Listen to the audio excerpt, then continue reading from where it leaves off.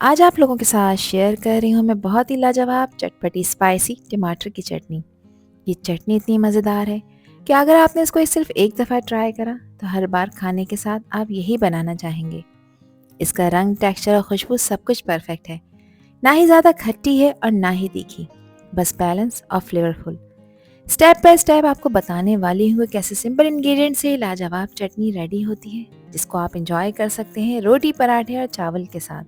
और सबसे अच्छी बात यह है कि इसको आप बहुत कम टाइम में बहुत आसानी के साथ कुछ ही सिंपल चीज़ों से बनाकर तैयार कर सकते हैं। तो चलें फिर शुरू करते हैं इसको बनाना।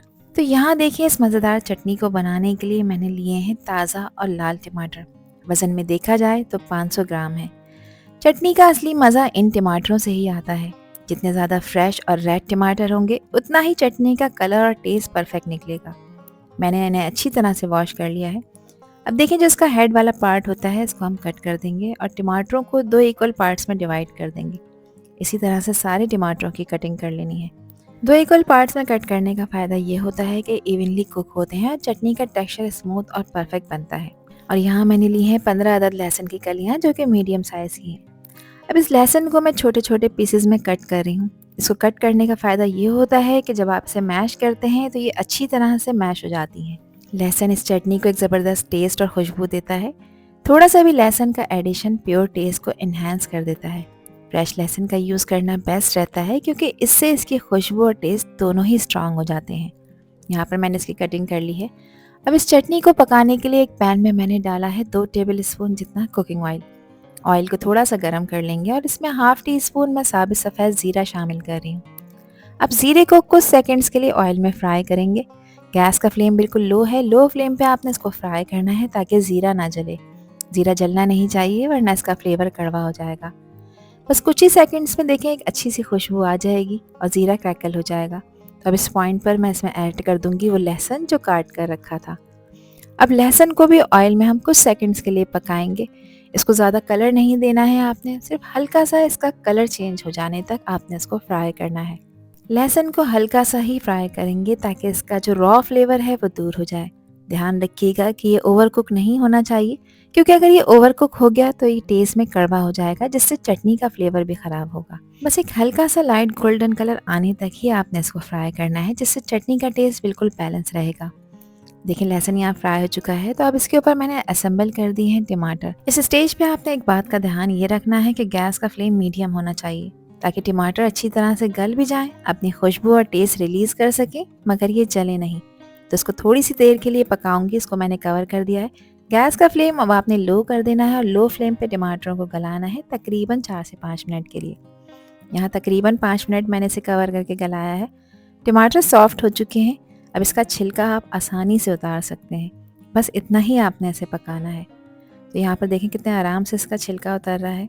इस पॉइंट पर टमाटर पानी रिलीज करते हैं, तो बहुत केयरफुली आपने टमाटरों का छिलका उतार लेना है। छिलका उतारने से चटनी का टेक्सचर बिल्कुल स्मूथ और सिल्की हो जाता है और ये चटनी को एक प्रोफेशनल टच भी देते हैं। इस प्रोसेस से टमाटर की खट्टी मीठी खुशबू और भी ज़्यादा इन्हांस हो जाती है और चटनी का टेस्ट बेहतरीन बन जाता है। अगर आपने छिलका नहीं निकाला तो चटनी थोड़ी सी रफ हो सकती है, इसलिए इस स्टेप को करना बहुत ज़रूरी है। टमाटरों को मैंने पलट दिया है और पलट कर मज़ीद इसको 2 से 3 मिनट के लिए पकाऊंगी ताकि ये पूरी तरह से गल जाएं और सॉफ्ट हो जाएं। टमाटरों को कवर कर कर पकाने से इसमें हीट हर जगह बराबर लगती है और चटनी का टेक्सचर और टेस्ट दोनों बैलेंस होते हैं। ढक्कन लगाने से स्टीम अंदर ही बनी रहती है, जो चटनी को जल्दी और अच्छी तरह से पकने में हेल्प करती है। ये छोटा सा स्टेप चटनी की क्वालिटी के लिए बहुत इंपॉर्टेंट होता है। तो मज़ीद 2 से 3 मिनट मैंने टमाटरों को और पकाया था और अब टमाटर यहाँ पर अल्हम्दुलिल्लाह अच्छी तरह से सॉफ्ट और टेंडर हो चुके हैं, पूरी तरह से गल चुके हैं। इस पॉइंट पर देखिए, इसमें अच्छा खासा पानी मौजूद है। अब गैस का फ्लेम आपने मीडियम करना है और साथ साथ इस पानी को भी ड्राई करना है। अब इन टमाटरों को मैं यहाँ पर मैश कर रही हूँ ताकि चटनी का टेक्सचर बिल्कुल स्मूथ हो जाए। तो मैश करने के लिए मैं यहाँ पर एक मैशर का यूज़ कर रही हूँ। सारे फ्लेवर्स एक साथ मिल जाते हैं मैश करने से और चटनी का टेस्ट और भी ज़्यादा बेहतरीन हो जाता है। ये स्टेप बहुत इंपॉर्टेंट होता है ताकि चटनी हर बाइट में एक जैसी क्रीमी और फ्लेवरफुल लगे। तो यहाँ देखिए, प्रॉपर मैंने इसको मैश कर लिया है। पानी भी ड्राई हो चुका है। तो चलिए हम इसमें कुछ मिर्च मसाले ऐड कर लेते हैं। तो सबसे पहले मैं इसमें हाफ़ टी स्पून काला नमक ऐड कर रही हूँ, हाफ़ टी स्पून ही मैंने यहाँ पर सादा नमक ऐड किया है, जिसकी क्वांटिटी आप अपने टेस्ट के हिसाब से कम ज़्यादा कर सकते हैं। 1 टीस्पून इसमें भुना कुटा हुआ ज़ीरा शामिल करेंगे, जिससे इसका फ्लेवर मज़ीद एनहांस हो जाएगा। चटनी के कलर को खूबसूरत बनाने के लिए 1 टीस्पून मैं कश्मीरी लाल मिर्च ऐड कर रही हूँ। ये तीखी नहीं होती है, मगर इससे कलर बहुत खूबसूरत आएगा। इसको स्पाइसी टच देने के लिए इसमें मैंने 1 टीस्पून कुटी लाल मिर्चें शामिल की हैं, और मिर्चों की क्वांटिटी भी आप अपने टेस्ट के हिसाब से कम ज़्यादा कर सकते हैं। अच्छे फ्लेवर के लिए इसमें मैंने 1 टीस्पून चाट मसाला भी शामिल कर दिया है। अब इन मसालों को मैं कुछ देर के लिए इसमें भून लूँगी, ताकि इनका असली फ्लेवर रिलीज़ हो जाए। मसालों को भूनना इसलिए ज़रूरी होता है ताकि इनका फ्लेवर चटनी में गहरा और तीखा हो जाए। बस ध्यान ये रखना है कि ये ओवर कुक ना हो और ना ही जलें। बस हल्का सा ही आपने इसे भूनना है, जिससे चटनी का टेस्ट बैलेंस और ज़बरदस्त बन जाएगा। तो यहाँ 2 से 3 मिनट तक मैंने इसकी अच्छी तरह से भुनाई कर ली है। चटनी में देखिए पानी भी अब यहाँ पर बिल्कुल ख़त्म हो चुका है और ये बिल्कुल रेडी हो चुकी है। यहाँ पर इसका टेक्सचर देखें कितना ज़बरदस्त हो गया है। अब गैस का फ्लेम आपने ऑफ करना है। इसको आपने पहले कम्प्लीटली ठंडा करना है। गरम चटनी में अब मज़ीद कोई भी चीज़ हम ऐड नहीं करेंगे। चटनी यहाँ पर कम्प्लीटली ठंडी हो गई है। इसको मैंने एक बाउल में शिफ्ट कर दिया है और अब इस पॉइंट पर मैं इसमें 1 table spoon lemon juice add कर रही हूँ। लेमन जूस इसके टेस्ट को और भी ज़्यादा इन्हांस करता है। अगर लेमन जूस गरम चटनी में आप डाल देंगे तो इसका असली जो फ्लेवर है वो ज़ाया हो जाएगा। इसलिए हमेशा ठंडा करने के बाद ही इसमें आपने मज़ीद चीज़ों की एडिशन करनी है। अब यहाँ मैंने कुछ सब्जियाँ ली हैं, जिसमें एक बड़े साइज़ की प्याज को मैंने बारीक चॉप करके इसमें ऐड किया है। इसके अलावा 2 अदद हैं हरी मिर्चें, और ये हरी मिर्चें तीखी वाली नहीं है। इसकी क्वांटिटी आप अपने टेस्ट के हिसाब से कम ज़्यादा कर सकते हैं।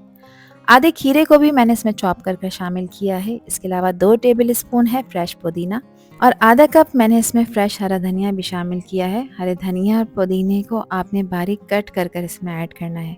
बस अब अच्छी तरह से इन सभी चीज़ों को मिक्स कर लेंगे। सब्जियों को आपने बारीक चॉप कर ही ऐड करना है। ये सब्जियां चटनी को एक ज़बरदस्त फ्रेश टेक्सचर देती हैं, जिससे हर बाइट क्रंची और फ्लेवरफुल बन जाता है। इन सबको अच्छी तरह से मिलाना बहुत ही ज़रूरी है, ताकि हर बाइट में आपको परफेक्ट बैलेंस मिले और रिफ्रेशिंग टच भी मिले, जिससे खाने का मज़ा डबल हो जाएगा। तो सभी चीज़ें बहुत अच्छी तरह से मिक्स हो चुकी हैं, और लीजिए जनाब, हमारी चटपटी ज़बरदस्त टमाटर की चटनी बिल्कुल रेडी हो चुकी है। देखिए इसका कलर और टेक्सचर और खुशबू बिल्कुल परफेक्ट है।